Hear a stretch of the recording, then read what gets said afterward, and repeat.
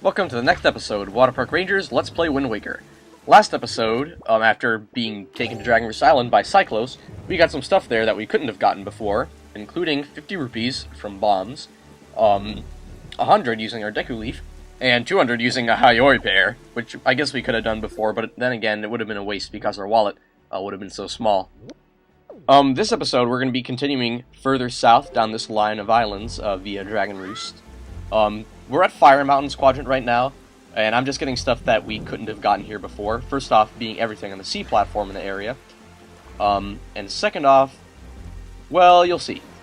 You might have noticed me using my telescope earlier, and that's because we're supposed to be scouting out a group of seagulls, wherever they may be. I think that's them right up there.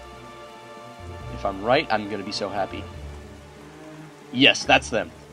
Yeah, you guessed it. It is another Big Octo / Kraken, and I'll count a Kraken because I can calls it whatever I want. And so we'll use our boomerang to defeat it. Once again. We could technically be using the cannon. And I guess the boomerang is not as cool as the cannon when you're fighting it. But then again, you don't make it spaz out quite like that if you don't use the boomerang. The boomerang causes it to spaz out the most when you fight it. So this one actually has less eyes than the one that we fought at Tingle Island. It has 8 instead of 12, making it actually easier to defeat. 12 eyes are the strongest variety. 8 eyes are the average variety. They're the most common type. Once again, you know, common is a relative term for Big Octos as they're one of the rarest enemies in the game. I'm not sure if it's fair to classify it as a boss, though, given how it appears a lot more frequently than bosses actually do. You know, most bosses you can only fight once, I believe. Or can you? That is a question that will be answered another day. Anyway, we pretty much, defeated it right here. And now we can get the spoils from it. Now, one thing that you should know about Big Octos is that given the number of eyes that they have, they will always leave a specific prize. 12-eye Octos always reward you with a piece of heart if you defeat them. And 8-eye Octos will always reward you with, well, you'll see when you defeat them. It's quite nice, and it's good that we can get it now. You can, I think, run into this guy by mistake. The first time you're passing through this quadrant after Dragon Roost Cavern. But if you get into a fight with him, none of your items will work against him. So I think it just warps you back to Dragon Roost if you lose.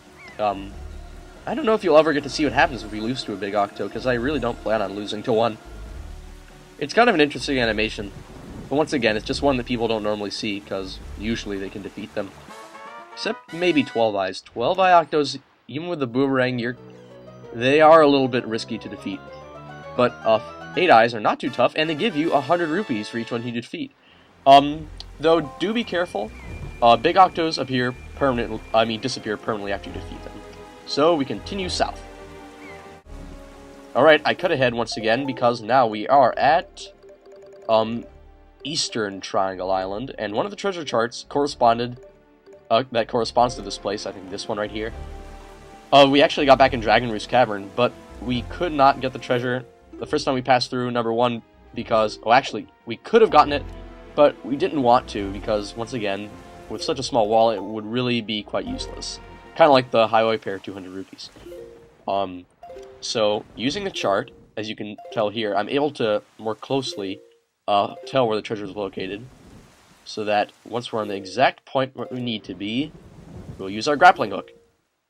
So yeah, we're on top of the X on the chart, and here you can probably hear that sound. That basically means you're very close to a treasure. And we're basically on top of it. So we have pulled up a treasure chest which contains another wonderful prize, 200 rupees in silver. So yeah, that's the reward you get from there. It's actually quite common to get 200 rupees through treasure charts. So we continue south yet again. I'm cutting ahead. Alright, we are at Bomb Island. You might actually be recognizing these islands and feeling a sense of deja vu. That's because we have visited all of these quadrants at least once on our first visit to the Forest Haven. You know, where we kind of fought that giant plant thing and got the boomerang and went to the Forbidden Woods and met the talking tree and all that stuff. Please tell me you haven't forgotten all that. It was really cool. Anyway, from here, we're going to be using our bombs to blow up this giant rock right here. Is there anything else up here? I do not believe there is. Let us proceed in the cave that was once again covered by a giant boulder. Could it be that so many of these caves are sealed off by boulders because there's evil within that is not meant to see the light of day.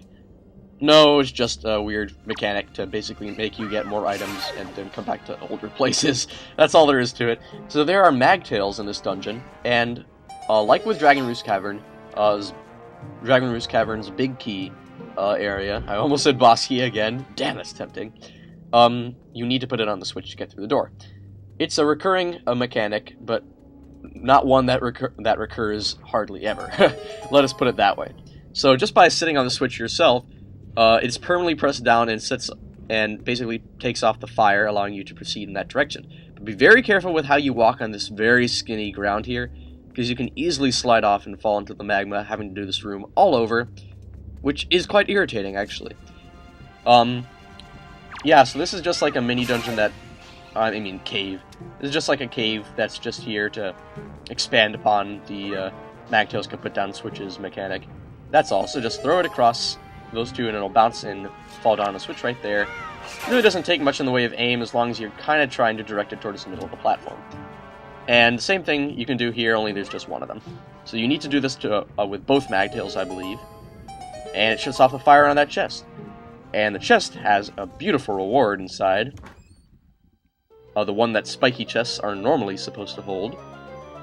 It is a piece of heart! You've collected 3 so far, so we need 1 more to get our 8th heart container. And I'm personally very stoked about having 8 hearts, I don't know about you.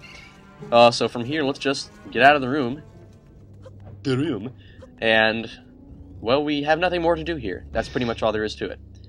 So I guess that's kind of called Bomb Island because it looks like a bomb from above, and it's filled with magma underneath, which is kind of like a volcanic explosive theme, I guess. But, once again, no real explosives, because explosives are dangerous and violent. Anyway, from here, I intend to go kind of south-ish? Yeah, south. Basically, I was going south-ish because we weren't going to go straight south to the Forest Haven. We were going at kind of an angle to the sea platform within this quadrant.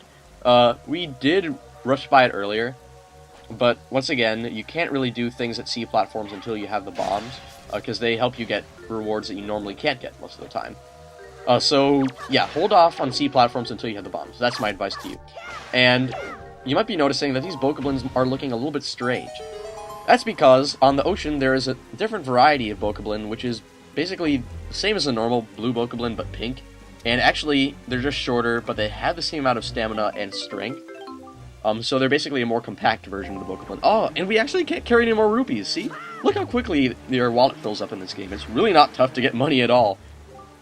Oh great, now the King of Red Lions is spazzing out because we talked to him in the water.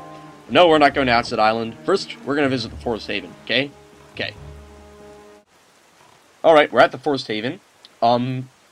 This episode, I recommend that, well, I mean, at this point in the game, you might remember, you probably don't though, in the Forest Haven, there was one point when we used a highway repair to hit a distant switch that opened up a vault located on this mini island in the Forest Haven. It also made this ladder appear, making us able to access this vault at any point.